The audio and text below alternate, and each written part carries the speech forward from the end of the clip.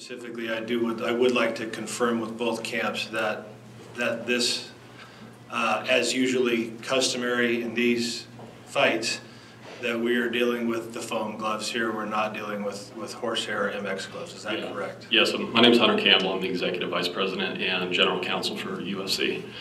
Just to address your point, Mr. Carpenter, the way that this fight was constructed, along with Mr. Ellaby and the Mayweather team and the Zuffa team and myself, MX-style gloves, which are the traditional Mexican horsehair gloves, are prohibited in this fight.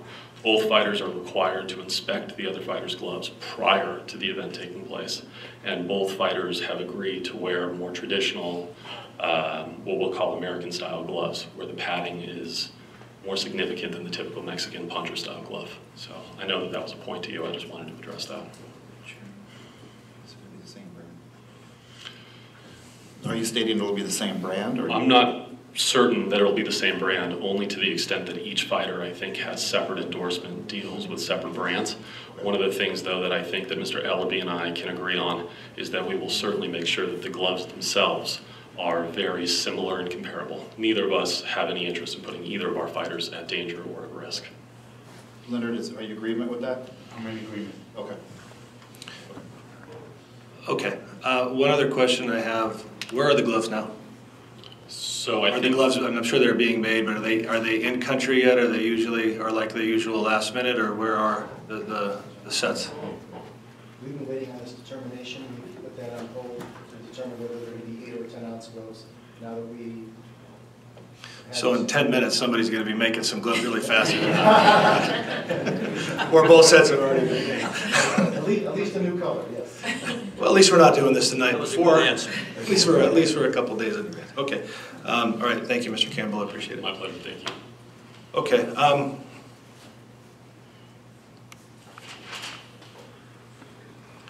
I have a lot of thoughts, but I'm going to make them brief and I'll be succinct with them. As I've gotten originally appointed to this commission and have been here, I have a total respect for the history of this commission. And Commissioner Avancino, you have been so valuable to me over my 3-year tenure here on why things were done, when they were done, and the times in which they were done in. And one thing that you always encouraged me to do as I got here was that it was okay to challenge that. And I think as evidence of your encouragement, along with prior Chairman Aguilar, we challenged many of the things that were here, but we respected the history of what had been put in place by this commission, and we were only challenging it in the vein of making it better or trying to adopt it to the current times. And it seems as in my tenure at this commission, we always are presented with a new opportunity and a new challenge of something that's unique. I think hence the proof in that, from being a general funded agency to a self-funded agency, and rewriting regulations that were 17 years old and modernizing them with all the MMA content that was required, and bringing the public into the process. So that's, I want to just put that on the record with my fellow commissioners, that I think it's important that we're always looking at these regs and these rules from a historical perspective and understanding the history, but asking ourselves, do they make sense for today? So, secondly, we all know that gloves, if you've been involved in and around boxing and the commission for a while, we all know that gloves and the weight of gloves can be distributed in all kinds of different places. The weight can be in the front, the weight can be on the top of the hand, and the weight can be in the wrist. So that, to me, my perspective is, while the ounce and the history of the ounces is important to recognize, it's also where is the padding in the glove, and I'll come back to that. I do agree with everything that everybody has said here, that at the end of the day, between the 2 ounces, or in the case of the UFC's evolution, we're now letting all weight classes fight with 4 ounces, that the #1 line of defense in the state of Nevada is the referee. It always has been, and it always will be. And I think that we have the best in the world on that, and we pride ourselves in stopping fights 1 punch early versus 1 punch too late. And we are, no matter what we decide here today, that is still going to be the first line of defense in the health and safety of the fighter. My biggest concern about this consideration, or this request that's being made, is that I do not like the Nevada State Athletic Commission being used as a pawn in a social media battle. Frankly, between between these two, that part of this request, it pisses me off. I'll be really, really honest with you. And I respect the fact that you missed this, and you admitted that in your testimony, that you may have missed this subject when you guys put this bout agreement together.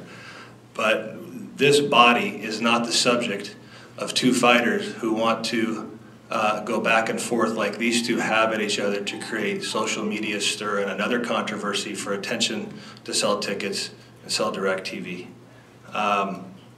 However, in saying that, I'm willing to put that aside, and I would just caution going forward that this body and this forum not be used for that again. If you cut an agreement, make sure you get it right. When you cut an agreement for this much money, I would expect you get it right, and it works that way going forward. The last thing that I would say in this is if we do approve this, and I would say at this point, I am in favor of the recommendation of Commissioner Avancino for a one-time approval of this. However, I have two stipulations to that. Number one, Executive Director Bennett, myself, and as well as I think Commissioner Carpenter and any other commissioner would like to be there, that we do as we always do, but this time with a little bit more visibility. And we are ourselves, we have been in the middle of these glove issues before, and that we inspect all of these gloves. And what I am concerned about is not the weight. What I am concerned about is that the padding in the front is what it should be. The second stipulation I have to this is that all gloves, all samples that are provided, regardless if they're selected for the bout or not, are turned over to the property as the property of the Nevada Athletic Commission post-fight. And the reason I want that is because these gloves will be the first part of one of our studies in looking at these gloves. And there may be an issue with that because I have some things that I'm not going to talk about today that would go into the study. And as we've looked at gloves in the past, where our inspectors have cut the gloves up, we've weighed certain parts of the glove, we look at the contents of the glove. Would that be amenable to both camps if we were to move forward? Or is this, are the gloves that are in the fight something that we can use but we can get back? And that's the reason why I want the alternates and I want the other samples. I know these are a part of history for your fighters and they want them, so I totally respect that. But I would like the alternate set to be used for testing as well as the other ones that are not selected. That's fine. Fine with us. Okay, so You use them and give them back and keep the sample. I will give them back to you cut up. The other ones I'm gonna. Maybe cut up. The other ones we're gonna annihilate. Thank you. Okay, all right. And Executive Director Bennett, do you have anything else to add to what you've heard here today? For the sake of brevity, Chairman, no. Everything I heard today, I think, is very unique. It's very different, and I do think it's in the best interest of the fighters. And the referee unequivocally makes a big difference in this fight, and that is a specific reason why I chose Mr. Robert Byrd. So thank you for my comments, Chairman. Okay, great. So I agree that we will talk offline about how to get a study going immediately, and we're going to need to consider now all of the factors, including what we're doing in the UFC, and the weight ounce in the UFC for all the weight classes and how that pertains to this study. And I'm assuming that, as always, the UFC will be very helpful in helping us participating in that study for information. Okay, great. Okay, great. That's my final comments. I would look, based on the comments that were provided here today by all of the commissioners, I would look for a motion on item number 7. Thank you, Mr. Chairman. I will be happy to make the motion to approve the request for a waiver of our longstanding rule of providing for a 10-ounce glove on any weight class over 147 pounds to a 8-ounce glove, in this case, on a one-time exception only, and subject to three stipulations. One is that the gloves will be inspected personally by our chairman and by our executive director prior to use that evening. And second, that the gloves, both the alternates as well as the originals, will be submitted to the executive director after the fight.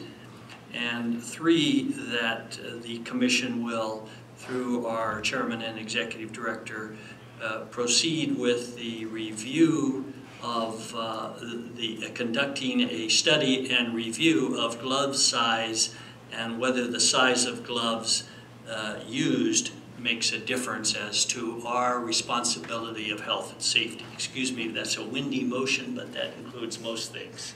Good. Thank you, Commissioner Avancino. Do I have a second on Commissioner Avancino's motion? I will second. Great. I have a motion and I have a second on item number 7. All in favor? Aye. Aye. Great. Motion passes unanimously.